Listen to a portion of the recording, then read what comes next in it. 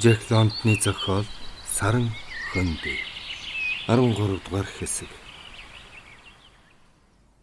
Би Саксоны өөрчлөгдсөнд тунч тасч өгөхгүй байлаа. Өглөө бүр ажилд гарахдаа орой бүр гэртээ буцаж ирээд өрөөнд нь орохдоо өөрийнхөө сэтгэлийн завирыг нууж баяр баясгалантай хинэггүй хүн болох гэж их мэрийн. Саксон эцэж тураад уламж жижигхэн болчихсон. Зовж шансан амтан орондоо хэвтэнэ. Би л хажуудан сууж чиргэр туранхай цагаан гарын инхрэлэн илнэ. Саксоныг хамгийн анх Олсоны жаал Эмилийг аварч чадсан уу гэж асуухад би л Мэри хоёр гайхжээ. Тэр жаал зэвсэгтэй 20 хүн рүү ганцаараа дайрч байсан гэж Саксоныг ярихад би л тайвширч Лутер байх нь тийм хөхтөр бахархах ёстой гэснэ. Дими юм хилчглээ хэмээн зовж дуугүй болоход Саксон түүнд гараа өгч Мэриг өрөөнөөс гарахыг хүлээж байснаа гармагцсан. Били, би чамаас одоо болтол асуугаагүй. Одоо нэгэнд бүх зүйл өнгөрсөн болохоор хамаагүй шүү дээ. Чамайг өөрөө хэлээсэ гэж би хүлээсэн.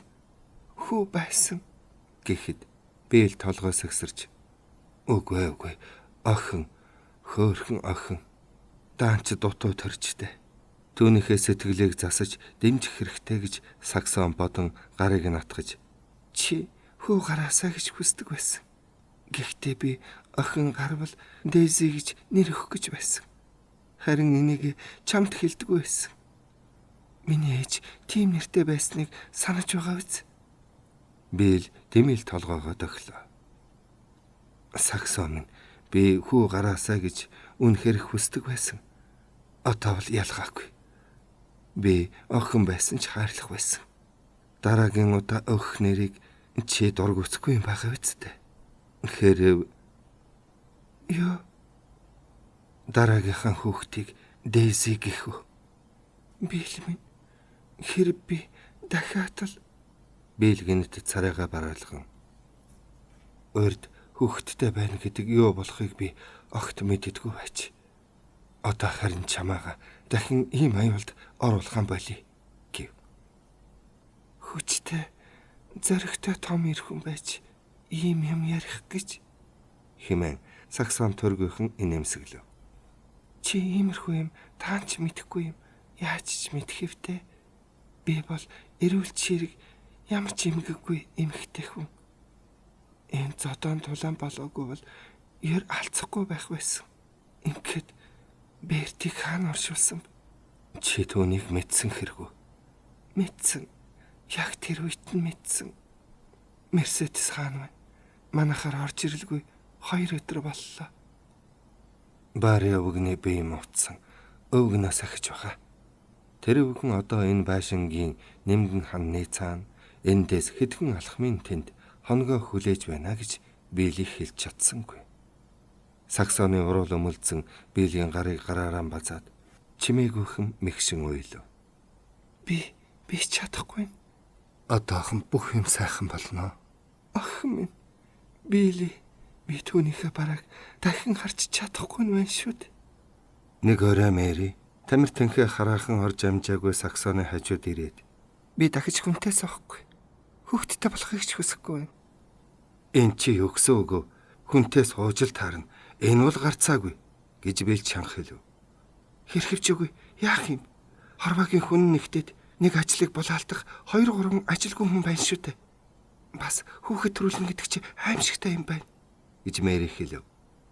Саксон хариуд нь зовлон үзэж ухаан суусан янзтай. Хэдийгээр би зовлон амслаач чиний хэлснийг зөвшөөрөхгүй. Зовлон амссан амсаар байгаа ч гэсэн өрөвдөж шаналвч их хүн болох шиг сайхан гайхалтай юм ертөнцид байхгүй. Би энийг ам бартам хэлэх байна гэв.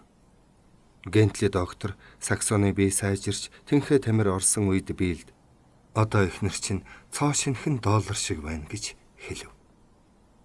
Саксон ажилчид ямар шүү эмгэнэлт байдалд орж байсныг би харсан гэж ярив. Яг тэр үеэр цэргүүдийг нэн даруй эрүүлж төмөр заман засварын газруудын хаваар пайн гудамжны шувтраг болох хоолсон газрыг эзлэн авсан гэж биэл ярив. Ажил хаягчдын тухай тэгээвэл 15 хүн шоронд оржээ. Цагдаа нар ойр хавийн байшин болгоныг самнан нэгжээд тэднийг олж барьсан байна. Тэд бараг бүгдээрээ шархацсан байж. Тэд маань ч сайн юм үзэхгүй байхаа гэж би л хэлв. Сонингуудад амийг амиар төлөхийг шаардаж Оклендийн бүх сүмхийдийн лам нар ажил хаягчдыг хараан зүгсэн хатуу ширэн үг хэлж байна. Төмөр замын засварын газрууд ажил хайсан хүмүүсийн оронд өөр хүн авч эдгээр газар болон ер нь Америкийн нэгдсэн улсын төмөр замын бусад бүх газарт ажил хайсан хүмүүсийг ажилд хизээч авахгүй гэж зарлаад нэрийг нь самбарт бичжээ. Тэнхүү энд амзуу харахгүй болж зарим нь Панамын хүзөвч рүү явж дөрөв нь Андаг дайран Кито ордог төмөр замын газар очих санаатай Эквадорт очихоор зэгчээ. Энэ бүх явдлыг биел чухам юу гэж үзэж байгааг мэдэх гэж Саксон сэтгэлийнхээ төгшөөрийг нуун байж Бертийн хүч хэрэглэх арга ийм л юмд хүрэхлээ шүү дээ гэв. Биэл ихийг бодож буй бололтоо толгоогоо яаралгүй догсноо. Шууд хариулахаас булзаарс хийв. Честер Джонсныг өчиггүй дүүжлэн. Чи тань нь бүжиглэж явсан гэвэзтэй. Алсан хүнийхээ хүүрэн дээр яг ялт хэрэг үйлдсэн газраа хэвтэж байсан гинлээ. Салах хочтой тэр бүдүүн тарган өвгнээ барьж байсан буунд 3 сум байсан гин. Тэрч бүхэл Честрийг нэгд нэгэнгүй санаж байна гинлээ. Тэрний мэдүүлгээр л Честрийг дүүжлэх байх. Энэ явдлын талаар сонингуудад дэлгэрэнгүй бичсэн. Салга өвгөн манай хашаанд тэглэж байхдаа Честрийг өөрөө буутсан байна. Салга өвгөн гэдэг нь өнөөх халдсан толгойтой бүдүү хүн байж таарлаа гэж Саксон бодмогц хэрдэх юм. Тийм, би харж байсан. Тэр бүдүүн чинь манай зонхны тэнтлав хэдэн цаг болсон байх. Уг нь ч тэр явдал тэнд 5 минутаас ихгүй хугацаанд болж өнгөрчээ. Надад бол олон жил болох шиг санагдсан. Би л инээмсэглэн тарган өвгөн ч манай хашаанд тэглэхтэй лав тэгж сансан байх. Амбөгтөө чөтгөр юм да. Хичнээн олон буудуулж нүдүүлсэн мөртөө үгсэнгүй. Харин насан туршдаа ирэмдэг болж таяг юм уу тэргэн сууж явхаас өөр домгүй болсон гэж хүмүүс ярилцаж байна. Ямар ч болтугай ажилчдыг хорлож чадхаа болсон байхаа. Төмөр замын компани хамгийн гол дээрэмчний нэг гэсэн. Хаан зодоон зохион болон хэзээнэл тэнд очихсан байдаг гин. Хүнийг хүн гэж боддоггүй. Саяны явдлаас лав хаширсан байх та новш чинь. Хаан суудгийн бол 13 дугаар гудамжны ойролцоох Аделайн гудамжинд баячуулын хороололд 2 давхар сайхан байшинд сард 30 хүрэхгүй доллар төлдөг байх. Төмөр замын захиргаа их мөнгө өгдөг үз гэж би боддгийн. Их нэртэй байх та. Их нэртэй. Харин их нэрийн нэр хараагүй юм байна. Хүүг нь бол мэднэ. Джек гэдэг инженер би. Дивжээнд огт гардгүй боловч сайн фоксчин. Бас нэг хүн сургуулийн багш Паул гэдэг юм. Надтай бараг чадсуу байх. Бейсбол сайн тоглоно. Бид багын танил байхгүй юу? Сургуулийн тэмцээн болоход миний хаалганд 3 удаа бөмбөг хийсэн юмдаг.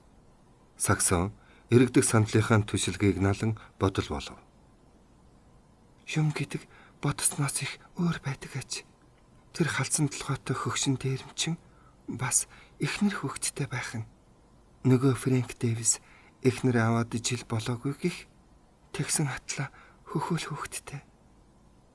Гэдэс рүүгээ буудалдаг нөгөө ажил хаягаас татгалзагч бас гэр бүлтэй байж магадгүй. Бүгдэл бие биенээ ямар нэг хэмжээгээр таньж мэдэх нэг зэндааны хүмүүс шиг атлаа. Тус бүр гэр бүлээ бодон нөгөө дүлтэйгээ зодтолтож алж талж байдаг. Гэтэл одоо цаадуулна Честер Джонсныг дүүжлэх гэж байдаг. Тэр залуу цаасны үйлдвэрт Саксонтой хамт ажиллаж байсан Кити Бренди гэдэг хүүхэнтэй суусан аж. Урагчдыг алж буй талаар би л юу бодож байгааг Саксон мэдэх гээд чадсангүй. Тэгээд ажилчид дэмэл юм хийсэн гэж зориглон хэлв. Тэд чин Бертиг бас олон хүн алсан шүү дээ. Фрэнк Дэвисийг ч өөрцгүй. Чи алуусныг мэдээгүй юм уу? Ирүүгийн зад бууцсан, эмнэлэгт хүрэхийн завдалгүй үхсэн. Оклендд ийм олон хүн нэг дор алгадж байсан түүхгүй. Ажилчид өөрсдөө буруутай. Тэтэл хүн алаад эхэлсэн шүү дээ. Бийл нэг юм амандаа бүдгхэн дуугарх нь огт тийм биш гэж хэлсэн болохыг Саксон ойлгоод юу гэж дахин асуухад хариу дуугарсангүй. Харцсан бүдгэрч царай нь эрс шийдэмгий байдалтай болж уруу лам нь хөдлөөд аймарч юм шиг харагдаж эхлэв. Энэ нь Саксоны сэтгэлийг зовоож эхлэв.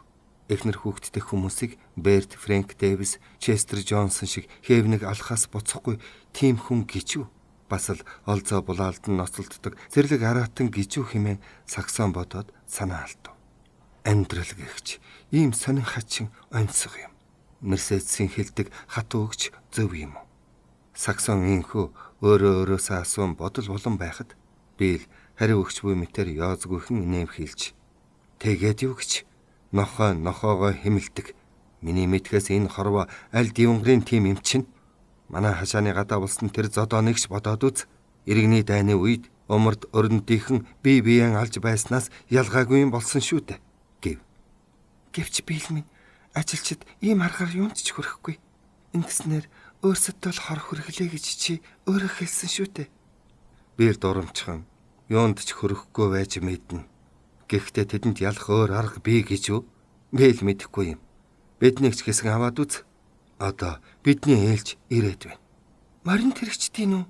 Гэж Саксон хашгирах шахам хэлэхэд би л царай бараалганд толгойд охив. Болохоор барах уу? Эзэд бүр гарч альва хим хэмжээг тоохо болсон. Биднийг түрүүчийнхэн хөлсөөр ажиллаа хий гэж сөгдөн гуйх болтол нь хулхийг буулгана гэлцэж байгаа. Тэр зодооноос хойш тэд бүр одорч улам эзэрхээ болсон.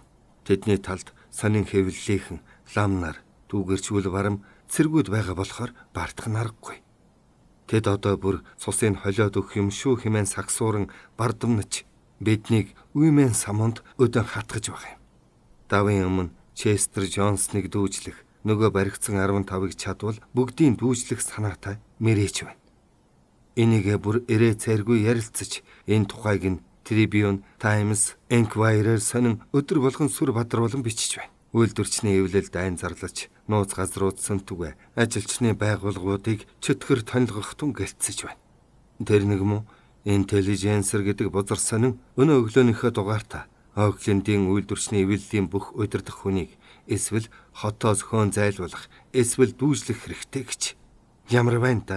Яггүй юм бодсон байгаа биз? Манай энд ч гэсэн өөрцгүй. Бид өөрсдийнхөө зовлон нэмгэлэх гэхээс биш, үйлдвэрийн ажилчдыг дэмжих гэж ажил хаялтад зарлахгүй. Эзэд хэлэлцэн тохирох комист байсан манай бүрэн эрх төлөөлөгч 4 шилдэг нөхдийг минь ажлаас халсан. Ямар ч шалтгаангүй халсан да.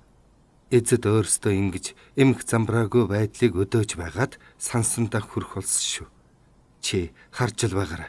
Бид Сан Францискогийн бомбын ажилчны эвлэлтэд хэлэлцэн тохирчход байгаа. Тэд биднийг дэмжвэл учиртай. Тэгвэл та нар ажил хаяхаар шийдсэн хэрэггүй. Би л толгойд охив. Ингэвэл тэдэнд л завшаан болно гэж яриад байсан чинь яа? Ялгаагүй юм биш үү гэж би л мөрөө хавдснаа. Годомчонд хизээ хөөгдөж гарахаа хүлээж байснаас ажлаа хайсан дээр. Бэлдэж дуусгаас өмнө цаг хожих нь хамгийн чухал. Одоо юу хийж байгааг нь бид ямар мэдэхгүй биш. Тэд ажил хаягчдыг эсэргүүцдэг хүмүүс дуучин яргачд гих мэт эсэн бусын новшнуудыг мож улсдаяар элсүүлж байгаа. Одоо 40-од хүн элсүүлчихэд Стоктоны зочид буудалд тэжээж байгаа. Цаг нь болохоор бидний эсрэг тавих гэж байна. Тэр үед 40 биш, бүр хэдэн 100 болсон байна л та. Ингэхээр би энэ хагас санд сүүлчийн удаа цалин авчрах байх. Ямар ч л гэсэн нэг хэсэгтэй. Саксон үдэнж болж буй байдлыг хэдэн хормын төдий эргцүүлэн бодов. Саксон ямар ч үедээ сандарч мэгдэлгүй эгзэгтэй үед тайван байж чаддагт нь биелэх дуртай. Саксонч гэсэн өөрийгөө их толгойгүй бөөн бодлянтай энэ бүх явдлын аалзны шүлс шиг ээдрийн дотор орсон өчүүхэн олон дэлэнчийн төдий амьтдын нэг гэж ойлгож байж. Тэгвэл хадгаламжаасаа авч байрныхаа хөлсийг төлөх болж дээ гэж Саксон тайван хэлэхэд би л урамгүйхэн хадгаламжинд маань хэдийхэн мөнгө байх вдэ. Бэртийг оршуулахад мөнгө дутгаар л би төлсөн. Чи мэдсэн билүү үгүй билүү гэж үннээ хэлв. Хэдийг өгсөн? $40. Махны худалдаачин босод мохолгын эзэд надад итгэнэ гэж би бодсон. Гэхдээ надад үннээ шууд хэлцгээсэн. Өөрснөө ажил хаягчдыг дэмжиж байсан болохоор тэдэнд зээл өгөөд байсан боловч ажил хаялтаа бүтэлгүй болсон учраас өөрсдөө хэцүүдлээ гэцгээсэн. Тэгээд л би хэрэгтэйгээ каснаас авсан. Чамайг уурлахгүй байхаа гэж бодсон. Тийм биз? Саксонд хэдий хэцүү байсан ч инээмсэглэн "Тэхээс биш өөр аргагүй шүү дээ Бийлмин. Чамайг тэнд өвчтөй хэвтэж байсан бол би бас л тэх байсан. Чи минь тийм гайд унсан бол Берт чи бид хоёрт мөн адил тос болох байсан." Гэхэд Билийн царай сэргэв. "Саксон минь, чи ийм л хүн шүү дээ. Жинхэнэ итгэлтэй хань. Чамда хэзээч найдаж болно. Миний баруун гараас минь ялгаа алга. Тийм учраас дахиад хүүхэд хэрэггүй гэж байгаа юм биш шүү. Чамаас хагцах дээр хүрэх юм бол би насан туршдаа эрэмдэг зэрэмдэг болно гэсэн үг." Саксон түүнийг инхрийлэн харж толгой дахив. "Арвилж гамнахлах хэрэгтэй болчтой. Хэд үлдээ бол $30. Марта Скелтонд мөнгө төлсөн. Бас бусад зардалд орсон шүү дээ. Би Эвлээс юмыг яаж мэдхэв гээд хүмбрээс $4 яаралтай хурааж авсан. Гентли доктор хүлээцний гэсэн. Ёстой нүн чихтэй хүн. Тийм биз Саксон минь? Сайн хүн байгаа биз?" "Тийм ээ, сайн хүн. Гэвч би эмч хүний талаар юу ч мэдэхгүй. Эмчид ир очиж явсангүй. Цэцэг өвчний эсрэг тариал хийлгсэн. Тэгэхэд хотын их эмч ирж хийсэндэг." Тарамвайн ажилчид мөд ажил хаях янзтай. Энд Дэн Фэлон ирж гисэн гэлцэн. Нью-Йоркоос шууд ирсэн бололтой. Нууцаар ирэх гэсэн боловч Нью-Йоркоос гарахт нь ажилчид таниад мөрдөд байж мөрдөлгүй яхав. Тарамвайчдын тухайн асуудал хаана гарна манер тэнд ирж гисэн байдаг хойно. Ажил хаялтыг олон удаа талстуулж байсан этгээд. Уруугчдын бүхлөтэн айрамтай байдаг. Хаана хэрэг болно тийш нь тэднийгээ тусгай галт тэргээр явуулдаг гин. Оклендд ажилчдын ийм их үмэн хязээж гарч байгаагүй. "Юу л болох болтоо. Мөн ч хэцүүд нь бивэ. Тэгвэл Бийлмин бие мэдэж байгаарай. Чамаас хагцвал би үхлээл гэсэн үг." "Санаа зовлтгүй. Би чинь болгоомжтой байж сурсан хүн. Ер нь бид ялагдахгүй. Харин ч амжилт олох нэлээд найдлага байгаа шүү." "Хүн алхал юм бол та нарын тэр найдлага үгүй болно шүү." "Тийм ээ. Тийм юм хийхгүй юмсан. Хүч хэрэглэх хэрэггүй. Гар боо бөмбөг хэрэглэхгүй. Харин муусан уруугчдын хамар амыг мялаж өгөн дөө. Тэхгүй өнгөрнө гэж байхгүй." "Бийлмин чийл битгий тэгээрээ заа юу?" "Ямар ч үл гэсэн хожим намайг ямар нэгэн новшин шүүхэд барьж өгөхөөр юм хийхгүй" гэж Бийл хэлснэ. Огт өөр юм ярьж эхлэв.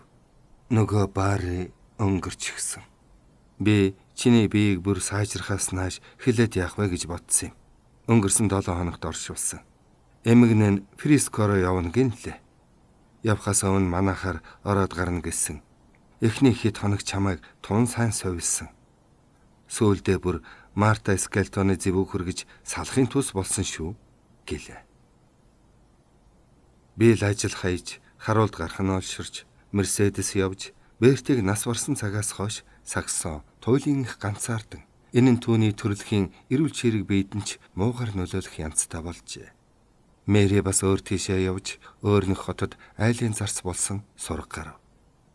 Бийл Саксонд олигтойхон тусдын болж чадахгүй байлаа. Зовж байгааг нь гадарлавч, чухам юуны улмаас ингэж их шаналж байгааг нь ойлгохгүй байв.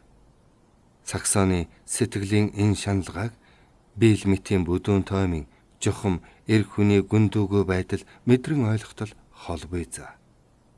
Сайндал сэтгэлийг нь тайдгаруулах хэдэн үг хэлэхээс хэтрэхгүй байлаа. Төрүүлсэн хүүхдээ одоо хүртэл байгаа амьд байгаагаар төсөөлнө. Чухам үүндэл сэтгэлийнхэн тарчилгаа оршиж байлаа. Завууртай эл хөл хоосон оргисон энэ байдлыг сэтгэлээ яаж ч хатамжлан бариад дарж ис чадна. Хүүхдийнх нь амьд буй мэт төрх заримдаа нүдэнд нь тод харагдах шиг болох бөгөөд хааны газар амьд байгаа. Тэгэхээр олох ёстой гэж санагдана. Үнэн дээр ганц ч удаа сонсоогүй атлаа. Жирэмсэн явсан баярт үедээ 1000 дахин сонсох шиг болж байсан хүүхдийнхээ дууг эдүүгээ байн чих тавин чагнаж байдгаа өөрөө гинэт мэдчихэ. Шөнө ойрон дундаа орноос 2 удаа босож хүүхдээ ирэн тэнэж яваад хүүхдийнхээ инжийг хадгалж байсан өнөх ихийнхэн авдрын дэргэд очоод сэрсэн байх юм. Тэр үедээ Саксон би ч хүүхдтэй байсан хүн шүү гэж бодно. Өдрийн цагт цонхон дээрээ суугаад гадаа тоглож байгаа хүүхдүүдийг харахтаа энэ үгээ хүнд дуулдахаар дахин давтан хэлдэг байв. Нэг удаа Таранбай суугаад 8 дугаар гудамжаар явж байхад хүүхэд тэрсэн залуухан эмэгтэй дэрэгдэн суухад би ч гэсэн хүүхэдтэй байсан хөөрхийгөө алдчихсан юм гэж хэлжээ.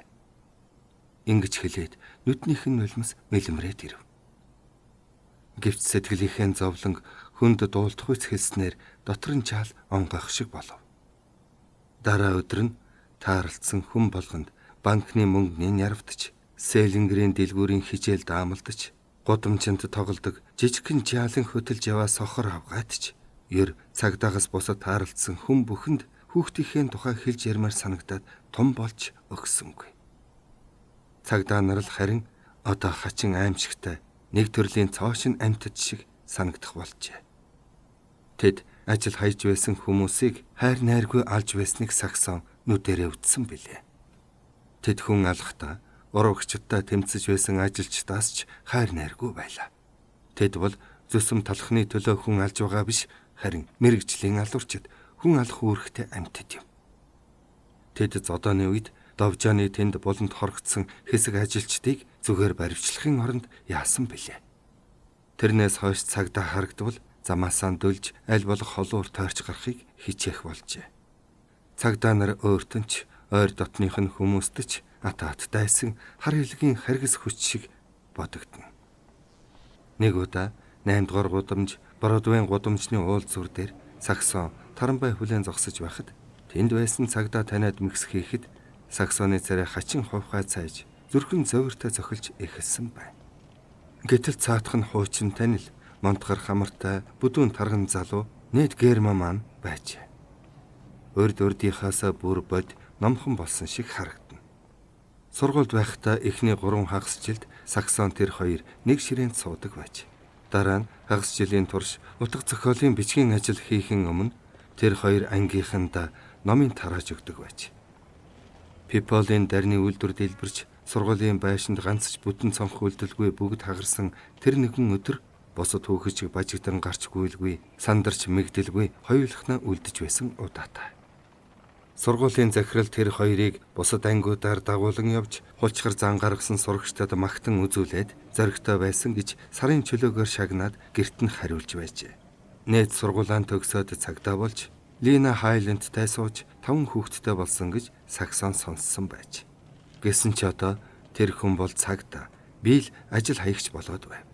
Тэгэхээр хизээ нэгэн цагт манер биелэгд айран зодож саяхан Довжааныхын тэнд хүмүүсийг буудан алж байсан цагдаа нар шиг аашилахыг хэн баг гэх юм. Саксон би чинь өвдөө юу гэж нээд асуув. Саксон толгоос ихсэрч үгч хэлж чадахгүй байтал ашгүй Таранбай хурч ирээд орд суухаар яарав. Гишгүр дээр хөлөө тавихыг завдтал би суухт чинь тослоо гэв. Саксон айсанда арай л ухаан алдсангүй. Тэгээд чичирсэн хоолоогоор үгүй би өөр энд сууха боли нэг юм мартчихж гэд бошуухан шиг явж Бродвейгаас эргэн 9 дугаар гудамж руу оров. Тэр гудамжаараа хідэн алхам явснаа Келли гудамжаараа эргэж 8 дугаар гудамжиндаа буцаж ирээд өөр Таранбайд суулаа. Зуны хэдэн сарын турш Оклендод байдал улам хурцдсаар байв. Хөрөнгөтнүүд ажилчин ангитай тэмцэхийн тулд чухам энэ хотыг сонгон аваа явдаа гэмээр байлаа. Ажил хайж үйлдвэрийн газруудыг хаасан, түнчлэн холимог олон салбарын үйлдвэрлэл хорогдсны уршгаар ажилгүйчүүдийн тоо ихэд олширч хараа ажилчид ажил олох бэрхтээ болж байв. Би л заримдаа өдрийн ажил хийж, ажил хаялтын хорооноос эхний үед бага зэрэг тэтгэмж авлаа. Саксон хичнээн нарийн хямхтаа зарж байсан боловч өдөр хоногийг хоолтой өнгөрүүлэх арга тасарч эхэлжээ.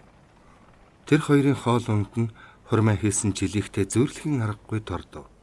Чанар нь мууцснаар барахгүй, зарим зүйлийг худалдан авч огт чадахгүй. Хамгийн муу чанарын махуулж идэхэнч өдрийн од шиг ховордов. Шинсүү худалдан авдаг байснаа болоод лаацтаас уух болсноо одоо харт цай уух болов. Талхан дээрээ түрхэж идэх тос байвал 5 дахин баг түрхэх боллоо. Би л өглөө 3 аяг кофе уудаг байсан бол одоо ганц аягийг ууж байна. Фунт нь 20 центийн үнэтэй кофег Саксон маш удаан буцалгаж идээшүүлэхийг оролдоно. Ажил гүйдлийн уршиг хотыг тэр аяар нь бүрхлээ.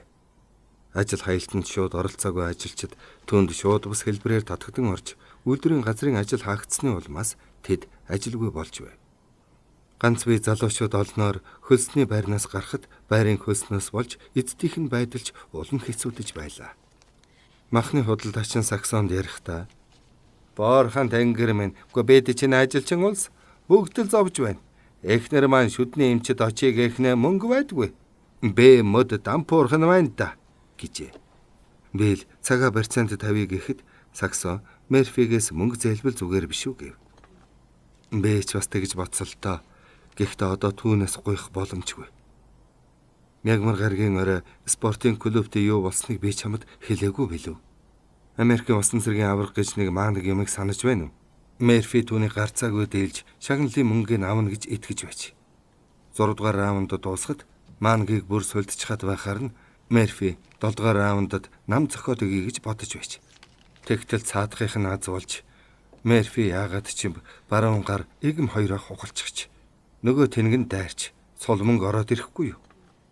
Сүүлчийн Могикан бидний үйлс нэг л бүтэл муутай байна да. Саксон өөрийн ирэхгүй дав хийснэ хэрэггүй гэхэд би л мэл гайхан юу хэрэггүй гэж гэв. Чи тийм юм битгий тавт гэж бэрт дандаа хэлтгсэн. Хайдаа Могикан нар минь. За яг би тэгэхгүй. Чимээс өсөггүй байхаа. Үгүй. Гэхдээ тэр бол их онсон үг. Тэгэд би хайдгийг. Заримдаа бэр тэгцүү байсан юм шиг санагдана. Үнэн дээр бүх юм өөр болжээ. Миний хүүхэд ахын цагаас ч өөр болж. Бид илчилгүй эрэм хэрэг даван туулж энэ орныг олж нээсэн атлаа. Одоо амь зөх ажиллаж олж чадахгүй боллоо. Энд чи бид хоёрын хинэж бороогүй. Чи бид хоёрын сайн муу яваа нь зүгээр л тохиолдлих. Өөрөөр энэ бүхнийг яагаад ч тайлбарлах аргалга. Нодны би мөн гайхмаар ажиллаж байж. Чи санаж байна уу? Ганц ч өдөр өнчөөгүй. Энэ жил бас ганц ч өдөр өнчөхгүй гэж бодож байсан чинь хичнээн 7 хоног сар өнгөрөхөд хийсэн юмгүй гараа хөмхөж суу гэж би л хэлв. Саксон сонин захиалж уншихаа байсан боловч Мегедоны хүүгийн хүү сонин зардаг болохоор заримдаа трибюны илүү дугаараас өгдөг байв. Сонины тэргүүн нүрт бичгтээ үйлдвэрчний эвлэл улс орны удирдлагыг авахыг оролдож ард түмнийг төөрөгдүүлж хорлохоос өөр юм хийхгүй байна. Хамаг хэргийн эзэд бол боссон ажилчин ангийнхан мөн гэж бичсэн байв. Нийгмийн асуудал маш их адармаатай нарийн төвхтэй учраас Саксон итгэж чадахгүй, итгэхгүй байж бас чадахгүй байв. Морин тэрэгчдийн ажил хаялтыг Сан Францискогийн тэрэгчид далайн бомтын ажилчдын эвлэл дэмжиж байсан бөгөөд үр дүн нь ямар ч байлаа гэсэн ужиг удаан үргэлжлэх шинжтэй байв. Оклендийн адуучид тэдний туслагчид бараг бүгдээрээ ажил хаягчдын талд оржээ. Тээврийн пүүсүүд албан үүргийнхээ хагасыг ч биелүүлж чадахгүй хүрсэн боловч Оклендийн эзэдийн зөвлөл тэдэнд тусалж байв. Саксон байрныхаа нэг сарын хөлсийг төлж чадсангүй. Урьдчилан төлөх ёстой учраас үнэндээ 2 сарын хөлсөө төлж чадсангүй. Мөн тавилах хэрэгсэл ацгалсны хөлс мөнгө игч 2 сар өгч чадсангүй. Селингер зэгсэн хүлээзнэж авалгаа нэхэж шаардахгүй байв. Пүүсний төлөөлөгч Саксонд бид та нарыг аль болохоор бодож байна. Уг нь та бүхнийг хавчиж шахалгүй боломжийг чинь харгалзах санаатай л байгаа юм шүү дээ. Селингерийн угаас шудраг ёсыг эрхмэлдэг. Даанч өөрснөө хийцүүдэж байна. Одоо та нар шиг өртөө хүн хичнээн олон байгааг та яаж мэдхэвтэй? Эртөөрэ боловч нэг арга хэмжээ авах л байх. Тэгэхгүй бол өөрснөө мөнгөөр таг суух болно. Харин та эх 7 хоногоос тэдний санааг амраахын тулд ядахдаа $50 олж ирэхийг хичээгээрэй гэж хэлв. Бэлтэй хамт нэг газар ажиллаж байсан Хендерсон гэдэг адуучин ажил хаялтанд оролцоогүй юмсанч. Эцэд нь тэднийг жүчээндээ хооллож шиний хоног өнгөрөөж бай гэж шаардавч Хендерсон бусдын адил үгэнд нь оролгүй өөрийнхөө муу байшинд оччихдаг байж. Хендерсоных Саксоны хажууханд гартаа үдийн хоолой хийсэн саваан барьчихсан нэрч заалгахгүй гэсэн байдалтай ажил руугаа явах бөгөөд аль хөршин хүүхдүүд түүнийг тэртээ тэндээс урвагч өөдгүй новш хэмээн дуу хоолой нийлүүлэн хашгиралдахыг Саксон цөөнгүй үзэж чихээрээ сонсчээ. Гэтэл нэг орой манер хүн бүхнийг өдөж хатгаж байгаа мэт 7 дугаар пайн гудамжны болонд байдаг мужаа нарын оргнол гэдэг зоогийн газар оржээ. Гай газар дороос гихчээр урьдж өчөөнд хамт ажиллаж байсан. Одоо ажил хаялтанд оролцож буй хуучин танил Отто Фрэнк яг тэнд тааралджээ. Хэдхэн хормын дараа түргэн тусламжийн машин толгоогоо хаг зохиулсан түүнийг аваад эмнэлгийн газар руу хар хурдаараа давхиж байхад цагдаагийнхан Фрэнкийг барьж аваад хотын шоронгийн зүг мөн л хар хурдаараа давхиж одов.